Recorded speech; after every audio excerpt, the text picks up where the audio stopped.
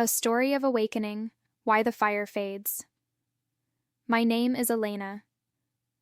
I was married for 12 years when I finally admitted to myself that I no longer wanted my husband to touch me.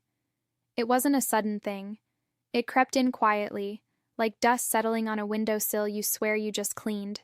In the beginning, Alex and I couldn't keep our hands off each other. We married young, full of heat and certainty, and for the first few years sex was easy, frequent, joyful. Then came the children, 2 beautiful, exhausting boys, and the house, the jobs, the endless cycle of meals, laundry, school runs, and bills. Somewhere in the middle of all that, the desire simply vanished. Not his. Mine. For a long time I blamed him. He worked long hours. He left dishes in the sink. He didn't notice when I got my hair cut. He wasn't romantic anymore. Classic excuses. I recited them to my friends over wine, and they nodded sympathetically, sharing their own versions. Men just stop trying, we agreed. It's normal. I told myself it was biology, hormones, fatigue, anything but me. Then one winter evening, alone in our bedroom while Alex slept on the couch after another rejected advance, something cracked open inside me. I was 38 years old, and I realized I didn't like the woman I had become in my own marriage. I was angry all the time, snappish with the kids, cold with him, impatient with myself. And I was lonely in a way that no amount of family togetherness could fix. That night, I stayed awake until dawn, asking myself the question I had avoided for years. What had I done to kill my own desire? The answers that came were brutal. They were not about Alex, they were about me. And they were so painfully common among the women I knew that I eventually started speaking about them openly, first to close friends, then to larger groups. This is the story I tell now, the one I wish someone had told me a decade earlier. First, I had emptied myself until there was nothing left to give. I used to pride myself on being a good mother, a good wife, a good employee. I poured everything into everyone else. Mornings began at 5:30 making lunches and braiding hair. Days were spent in meetings and spreadsheets. Evenings were homework, dinner, baths, bedtime stories. By the time the house was quiet, I was a shell. My body ached, my mind was foggy, and the idea of sex felt like one more demand on a body that had already given everything it had. I told myself this was noble. Sacrifice. Love. But it wasn't. It was self-neglect disguised as virtue. I had placed myself dead last on every list, then resented Alex for wanting the tiny scrap of energy I had left. Sex became another chore, another way I was required to give when I felt I had nothing left. I withheld it like a punishment. For him, yes, but mostly for myself. I was running on fumes and pretending it was sustainable.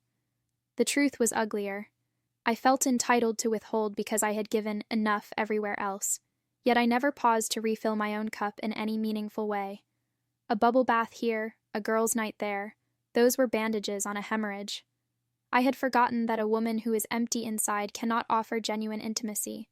She can only perform it, and performance eventually collapses into resentment. Second, I was punishing myself by denying myself pleasure. Deep down, I didn't feel I deserved to enjoy sex. I never had, not really. I carried an old quiet belief that I wasn't quite enough. Not pretty enough, not thin enough, not interesting enough. I had internalized every critical voice from childhood, every magazine cover, every sideways glance. And because I felt unworthy of pleasure, I withheld it from myself. Women's bodies are built for pleasure in ways men's are not. Multiple pathways, longer lasting, layered. Yet I treated sex like a transaction I had to endure rather than a gift I was allowed to receive. When Alex reached for me, a voice inside whispered, "You don't deserve this. You haven't earned it today. You're too tired, too heavy, too flawed." So I turned away. And in turning away from my own pleasure, I turned away from him. It was self-punishment disguised as exhaustion. The cruel irony is that by denying myself joy, I also punished the man who loved me. I made him the collateral damage of my own self-loathing. Third, I had become addicted to control. Life with young children is chaotic. Schedules collapse, plans fail, Someone is always sick or crying or needing something urgently. In the middle of that storm, I clung to control like a life raft. I managed everything: the calendar, the finances, the social plans, the emotional temperature of the house. I corrected Alex constantly. Don't put the cups there. You folded the towels wrong.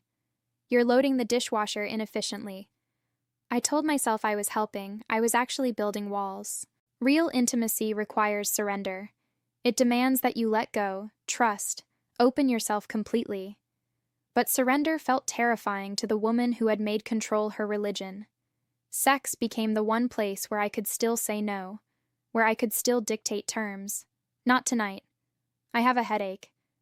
The kids might hear. Predictability felt safer than passion. Rigidity felt safer than risk. I chose control over connection, and in doing so, I slowly starved the erotic life of our marriage. Fourth, I had never learned to enjoy sex for myself. Before Alex, my experiences with sex were mostly about validation. Did he like me? Would he stay? Was I good enough in bed to keep him interested? Even early in our marriage, sex was something I gave to make him happy, to feel desired, to fulfill the role of good wife. I never took the time to discover what actually felt good to me, what touches, what rhythms, what fantasies lit me up from the inside. I treated my own body like foreign territory. Because I never claimed my pleasure as my own, sex remained complicated, emotional, loaded with expectations. It required perfect lighting, perfect mood, perfect timing, conditions that rarely aligned in real life. I never learned the simple truth that pleasure can be uncomplicated, physical, playful. I never gave myself permission to want it just because it felt good. So when life got busy and the external motivations faded, there was nothing internal to fall back on. The desire simply wasn't there because I had never built it for myself. And fifth, the hardest truth of all, I had slowly, systematically emasculated my husband. This one hurts to say. Alex was a good man, strong, kind, capable. But over the years I chipped away at him. I criticized his driving, his parenting, his career choices, his taste in clothes. I rolled my eyes when he told a story. I corrected him in front of the children. I treated him like another child who needed managing rather than a man who needed respecting. I dismissed his ideas, mocked his mistakes, withheld praise, and then I wondered why I no longer found him attractive. A man who is constantly diminished in his own home loses his masculine edge. He becomes cautious, hesitant, small. The very strength that once drew me to him, the confidence, the decisiveness, the protective energy, I had eroded with my own tongue. I turned him into someone I could control, and then despised him for being controllable. It was projection at its ugliest, my own insecurity and self-hatred dressed up as superiority. I didn't want a partner. I wanted a project I could fix. And in fixing him, I broke us. These were the 5 threads I had woven into a noose around my own marriage.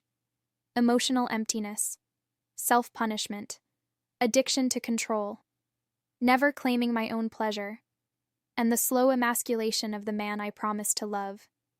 The turning point came when I finally admitted that none of this was Alex's fault. He hadn't changed in any fundamental way. I had. And the only way out was through brutal, unflinching honesty with myself. I started small. I stopped criticizing. Not just the big things, the constant corrections, the eye rolls, the sarcastic comments. I caught myself mid-sentence and swallowed the words. It was hard. My tongue felt thick with years of habit. But I did it. I began filling my own cup.